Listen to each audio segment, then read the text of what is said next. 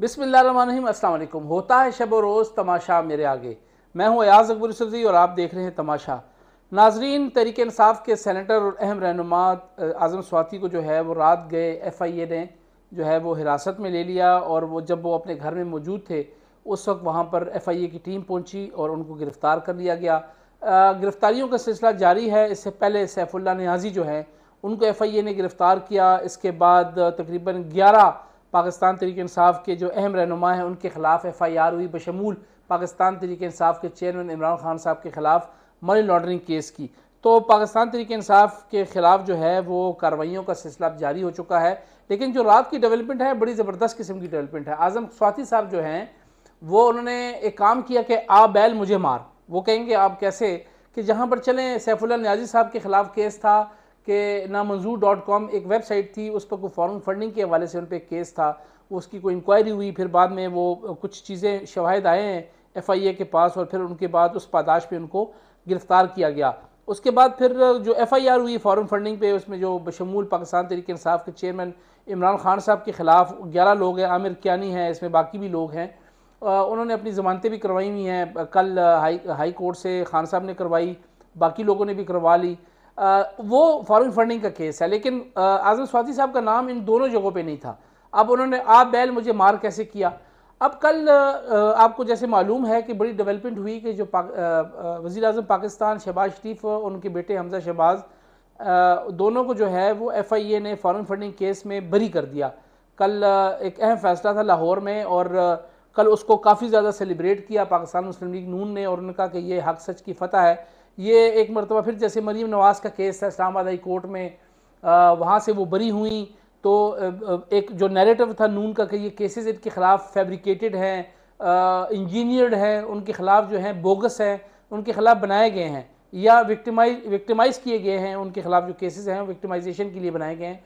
तो वो जब वो केस हुआ उसके बाद उन्होंने इस नैरेटिव को बड़ा उठाया और लोगों को बताया कि जी देखिए इस्लामाबाद हाई कोर्ट से उनको बरी किया गया, तो सबसे बड़ा सबूत है। कल ये जो फॉरेन फंडिंग वाला केस है जिसमें वो मकसूद चपड़ासी और जो दूसरा था कि जो बेनामी अकाउंट्स में और जो उनकी मुलाजमीन के नाम पर जो ट्रांजैक्शंस हुई हैं, जो केस बनाया हुआ था, जिसमें अगर आपको याद हो तो जो डायरेक्टर लाहौर थे पंजाब, जिनका डॉक्टर रिजवान FIA, जिनकी बाद में डेथ भी हो गई थी हार्ट अटैक से, वो इस केस को देख रहे थे और काफ़ी ज़्यादा शहजाद अकबर साहब इस केस पर आके बगले बजाते थे मीडिया के सामने आके कि जी हमने पता नहीं फलाना पकड़ लिया, मकसूद चपड़ासी को पकड़ लिया, फलाने को पकड़ लिया, पता नहीं पतीसे वाले को पकड़ लिया, तो पता नहीं वो कौन कौन से पता नहीं ठेले वालों को पकड़ लिया। बड़े बड़े नाम आए थे, साबन वाला, गोलगप्पो वाला, पता नहीं अजीब अजीब उस वक्त नाम आए थे। तो उस पर काफ़ी ज़्यादा इन्होंने जो है वो बगले बजाई थी।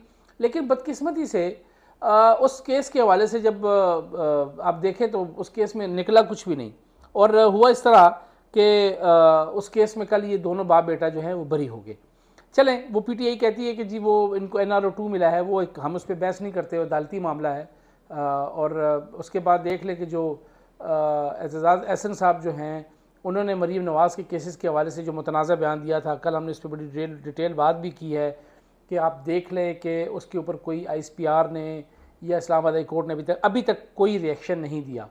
अब आज़म स्वाति साहब ने आ बैल मुझे मार क्यों किया है। आज़म स्वाति साहब ने कल जब ये बरीयत का फ़ैसला आया तो दो जनाब ने ट्वीट किए हैं।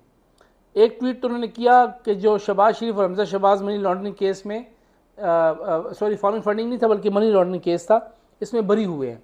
वो ये केस था, उसमें उन्होंने बाजवा साहब को मुबारकबाद दी और उन्होंने कहा कि ये जो आपका प्लान है ये काम कर रहा है, और कहते हैं कि जी आप लोगों को जो है वो जो लूटर्स हैं या जो करप्ट लोग हैं उनको आप साथ दे रहे हैं, और पता नहीं जो आप उनके साथ मिल के सारा कुछ करा रहे हैं। ठीक है जी। एक तो ट्वीट ये है बाजवा साहब को, उन्होंने मिस्टर बाजवा करके ये ट्वीट की। उन्होंने कहा फिर कि ये जो इम्पोर्टेड गवर्नमेंट है ये कितने अरसे तक जो है वो चलती रहेगी, और उन्होंने कहा जी कि अगर मुझे इमरान खान इजाज़त दे तो मैं सीधा जाऊं गेट नंबर 4 पे, यानी गेट नंबर 4 अक्सर वो शेख रशीद साहब GSQ के गेट नंबर 4 की बात करते हैं, पिंडी में जाऊं और चैलेंज करूं कि मुल्क को किसने लूटा और किसने ख़राब किया। तो ये दो ट्वीट थे, और उसके बाद जो है ये दो ट्वीटों की वजह से जो है वो आज़म स्वाति साहब जो है वो रात को इनके ख़िलाफ़ साइबर क्राइम ने जो है वो एक FIR की और वो उसको बाद में उनको गिरफ़्तार किया गया और आज उनको यहाँ पर लोकल अदालत में पेश किया गया और उनका 2 रोज़ा जिस्मानी रिमांड भी हासिल कर लिया गया। बड़ी इंटरेस्टिंग आज़म स्वाति साहब ने जब उनको पेश किया गया, उन्होंने क्या कहा कि जी मुझ पे एजेंसियों ने मुझे उठाया है और मुझ पे तशद्दुद हुआ और मेरे कपड़े भी फाड़े, कपड़े भी उतारे हैं। तो उन्होंने क्या कहा ये पहले सुन लें, फिर मैं इस डिटेल में बात करता हूँ। पहले सुने उन्होंने क्या कहा। सॉरी सर, क्यों आपको गिरफ्तार किया गया, क्या आप पे एलिगेशन लगा है? एलिगेशन तो आपको मालूम है कि कानून की खिलाफवर्जी कोई नहीं, फंडामेंटल राइट्स की खिलाफवर्जी कोई नहीं, आइन की खिलाफवर्जी कोई नहीं, सिर्फ एक नाम दिया है बाजवा का और ये खिलाफवर्जी। किसने गिरफ्तार आपको किसने की है? ये FIR है। किस केस में? नहीं FIR, लेकिन एजेंसियों ने, मुझ पर जो तशद्दुद किया गया है वो एजेंसियों ने किया। चल जी बैठ जाओ। तो गिरफ्तार किस जुर्म में किया गया? कपड़े निकाले गए हैं पार्लियामेंटेरियन के, कौम और मुल्क को बता रहा हूँ। अब तुम्हारा हशर ये होगा। आपको गिरफ्तार किस जुर्म में किया गया? कानून की पासदारी नहीं। स्वाति साहब, किस जुर्म में गिरफ्तार किया गया? ट्वीट करने पे। आपने सुनी, उन्होंने कहा जी कि मैंने सिर्फ बाजवा का नाम लिया है और देख लें कि पार्लियामेंटेरियंस के कपड़े उतर गए हैं और पता नहीं ब्ला ब्ला ब्ला, मैं अब इसमें क्या डिटेल में जाऊं। और इसके अलावा उन्होंने ये कहा है कि जी मुझे एजेंसियों ने उठाया है और FIA के जो भी आपने खुद ही सुन लिया उन्होंने क्या कहा है, तशद्दुद भी किया मेरे ऊपर।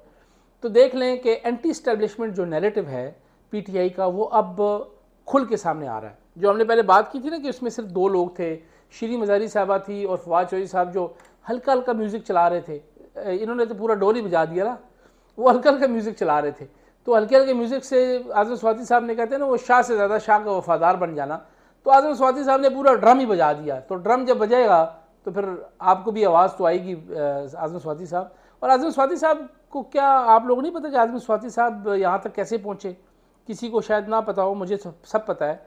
ये अमेरिका में क्या करके आए और पीछे क्या करके आए, और ये फार्म हाउस वाला जो उन्होंने कब्ज़ा किया था ये भी शायद किसी को नहीं पता। एक्स्ट्रा लैंड के ऊपर ये बड़ा मामला वो सामने आया था। इस चक्कर में एक IG बेचारा फारग हो गया, वो जान मोहम्मद साहब जो हैं। बहरहाल इस पर हम बात नहीं करते, लेकिन आज़म स्वाति साहब का माजी भी कोई ज़्यादा शफाफ नहीं है। आज़म स्वाति साहब के पास भी काफ़ी बैगेज है।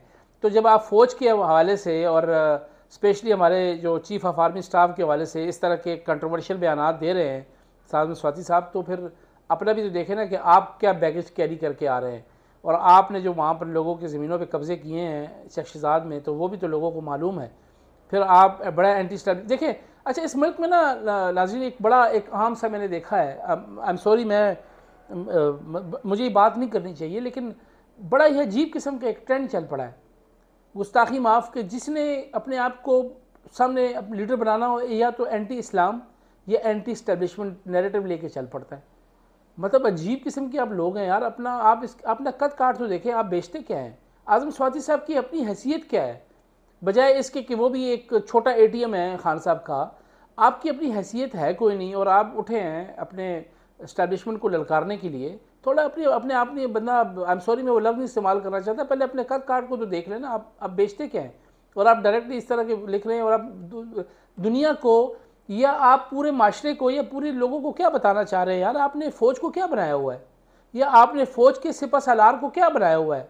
इस तरह तो कहीं नहीं होता यार। और मैं हैरान हूँ कि मतलब इतना आप लोगों ने इस चीज़ को लाइट लिया हुआ है। 70s वाला दौर भूल गए। आपके लोगों के मुंह से तो फूट भी नहीं, तू भी नहीं जाता था। आज अगर आपको कोई पूछने वाला नहीं है तो आप लोग जो है वो अपने इदारों को नंगा करना शुरू कर दिया यार आप लोगों ने। आप इंस्टिगेट करते हैं अपने इदारों के ख़िलाफ़ लोगों को। आप अपनी नौजवान नस्ल को नफ़रत अंगेज़ चीज़ों के ऊपर उकसा रहे हैं। आप अपनी नौजवान नस्ल के जहनों के अंदर अपने इदारों के ख़िलाफ़ नफ़रत फैला रहे हैं। ये आपकी तरबियत है, ये है पॉलिटिकल विल आपकी, ये है पॉलिटिकल आपका विजन। खुदा का खौफ करें यार। इनकी लोगों की कुर्बानियाँ देखें।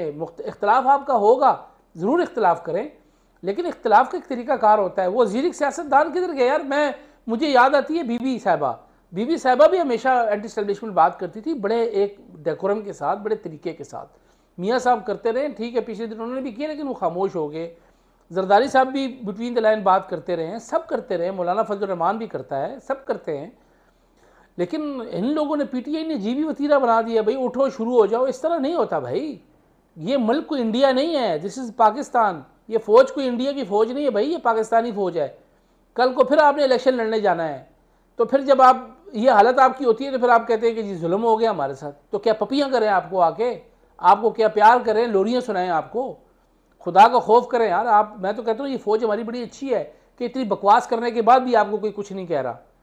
ये एतजाज़ अहसन साहब ने जो फूल जड़े हैं ना, यकीन करें कि मैं हैरान हूँ कि अभी तक कोई रिएक्शन नहीं किसी ने दिया। इस तरह नहीं होता। खुदा का खौफ करें, थोड़ा सा अपने इंस्टीट्यूशन की लाज रख लें, उन कुर्बानियों की लाज रख लें, अपने उन शहीदों की लाज रख लें यार। आप ज़रूर इख्तलाफ करें, मेरा भी इख्तलाफ होगा, ज़रूर होगा। इख्तलाफ का एक तरीका कार होता है। ये कोई तरीका नहीं है कि आप बीच चौराहे के अंदर जो है ना वो बकवास करना शुरू कर दें, कोई इस तरह की फजूल बात करना शुरू कर दें। कुछ थोड़ा सा अपना कद काट को ज़रूर देखें, फिर बात करें। आप मुफ्त में चलें लीडर बनने, आपको पूछने वाले मुझे इमरान खान ऑर्डर करें तो मैं गेट नंबर 4, और गेट नंबर 4 क्या, वो चौक में भी नहीं जा सकते। अभी आपको 4 घंटे नहीं हुए, चीखने शुरू कर दिए, मेरे कपड़े उतार दिए तो फलाना नहीं हुआ। तो थोड़ा सा अपनी हैसियत के मुताबिक बंदे को बात करनी चाहिए। इस तरह नहीं होता कि आप बात क्या कर रहे हैं और चीज़ें कैसी चल रही हैं। ये बड़ा पुराना वतीरा हो गया एंटी स्टैब्लिशमेंट पॉलिसी लेके तो अपने आप को लीडर बनाने का। आप लीडर नहीं हैं अभी आज़म स्वाति साहब, आप यू आर नोवेयर। हमेशा आपने छोड़े ना किस तरीके से आप सेनेट में आए, सब जैसे हमें नहीं पता। आप पहले JUI में कैसे आए थे, उसके बाद फिर आप यहाँ कैसे आए, और मानसरा में आप क्या क्या करते रहे, जैसे किसी को नहीं पता। छोड़ा करें यार, पूरा एक बंदा बैगेज लेके आ रहा है और वो चला है एंटी स्टैब्लिशमेंट नैरेटिव लेके। छोड़ें बस, मैं इस पर बात नहीं करना चाहता। बहरहाल ये वो सारा मामला था। मैंने कहा आपको अपडेट कर दूं कि जनाब मौसूफ ने रात को फूल झाड़े हैं, तो फिर FIA साइबर क्राइम ने उनके खिलाफ कार्रवाई करते FIR की है। FIR में उन्होंने इदारों के ख़िलाफ़ उकसाने, इदारों के ख़िलाफ़ नफ़रत अंगेज़ जो है वो ट्वीट करने या लोगों को इश्तिहाल दिलाने, इस तरह किस्म की दफ़ात इसके अंदर शामिल हैं। 2 रोज़ा जिस्मानी रिमांड उनको मिला है, 2 रोज़ उनकी उसके बाद दोबारा पेश किया जाएगा। और मौसूफ ने कहा मेरे पे बड़ा जुल्म हुआ है, मुझे बड़ा मारा है, तो उनका मेडिकल कराने के लिए PIMS भी उन्होंने भिजवा दिया। और उन्होंने कहा जी जब उनको दोबारा पेश करेंगे तो साथ मेडिकल रिपोर्ट भी साथ जानी चाहिए ताकि पता चले क्या हो रहा है क्या नहीं हो रहा। तो PTI ये अब चीख रही है कि जी शहबाज गिल के बाद ये है, तो भाईजान बस मेहरबानी करें ना, फिर खिदमत फिर आपकी होगी जब आप इस तरह की चीज़ें करेंगे। थोड़ा सा ख्याल करें, सियासत करें, गंद ना करें, सियासत करें। सियासत करेंगे तो कोई आपको कुछ नहीं कहेगा। लोग सियासत कर रहे हैं, लोग सहाफ़त भी कर रहे हैं, तो थोड़ा सा सियासत सहाफ़त तरीके से करें, कोई कुछ नहीं कहता। वो पहले बहुत पीस बने हुए थे, अब बाहर इंग्लैंड बाग के लोग जाके वहाँ से अब अजीब अजीब फजूल किस्म की बातें कर रहे हैं। तो मुझे तो नहीं समझ आती किन एजेंडों पे ये काम कर रहे हैं। तो एक तो ये बात थी। दूसरी बात ये है कि खान साहब को लाहौर इस्लामाबाद हाई कोर्ट से कल जो उनको फांसी ज़मानत मिली है और अगले मंगल को उन्होंने पेश होना है दोबारा अपनी अदालत में, जो है वो मनी लॉन्ड्रिंग केस के हवाले से। ये जो कल उनको रिलीफ मिला बाप बेटे को, दोनों को, वज़ीर आज़म को और उनके बेटे हमजा शहबाज को, वो कहते हैं उसको मनी लॉन्ड्रिंग केस के हवाले से था वो फैसला। तो इस हवाले से मैंने कहा आपको अपडेट दे दूँ। यही अपडेट थी कि अब इसमें मज़ीद देखते हैं कौन सी गिरफ्तारियाँ होंगी। बाकी जो 11 लोग हैं जो फॉरेन फंडिंग केस के हवाले से, उसमें उन्होंने फांसी ज़मानतें कराई हुई हैं, तो देखते हैं उनमें अब कौन सी गिरफ्तारियाँ होनी है। अभी तक लॉन्ग मार्च के हवाले से खान साहब जो हैं वो अभी तक क्लियर नहीं है। फवाद चौधरी साहब ने कहा इसी हफ्ते होगा, अली मोहम्मद खान कहता है नहीं बाई इलेक्शन के बाद होगा। बाई इलेक्शन जो है वो अब होने जा रहा है 16 अक्टूबर को।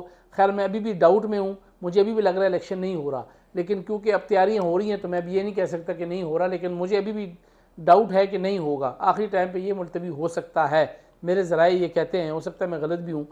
तो बाई इलेक्शन के बाद कहते हैं कि फिर लॉन्ग मार्च होगा और देखते हैं क्या होता है। खान साहब ने फिर जलसों का सिलसिला शुरू किया हुआ है, कराची का भी प्लान बना लिया है, KP का भी रुख कर रहे हैं आगे पीछे, कभी कॉलेजों स्कूलों में भी जा रहे हैं, लोगों को बता रहे हैं कि जी बड़ी हकीकी आज़ादी। और कल जो सदर मुमलिकत जनाब आरिफ अलवी साहब ने जो आसमा शराजी साहबा को इंटरव्यू देकर उन्होंने कहा कि मुझे लगता है कि जी साजिश नहीं हुई, तो उन्होंने जब रिएक्शन पार्टी से आया है और बाद में उनको बातें की होगी किसी ने, तो उन्होंने कहा नहीं मैं 100% कन्विंस हूँ कि कल उन्होंने वसीम बादामी साहब को ARY पे इंटरव्यू दिया कि नहीं मैं कन्विंस हूँ।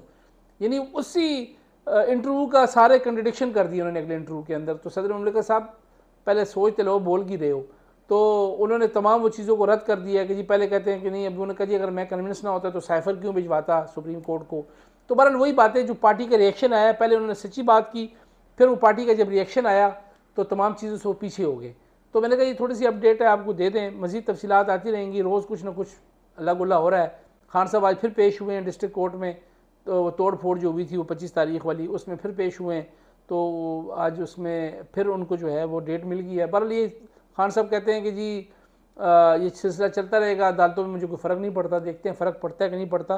लेकिन नून वाले मुझे लगता है ये है कि खान साहब को पकड़ने का इरादा नहीं रखते, सिर्फ थकाने का इरादा रखते हैं। तो देखते हैं खान साहब थकते हैं कि नहीं थकते। हमारे साथ रहिएगा, अपना ख्याल रखिएगा। अल्लाह हाफ़िज़।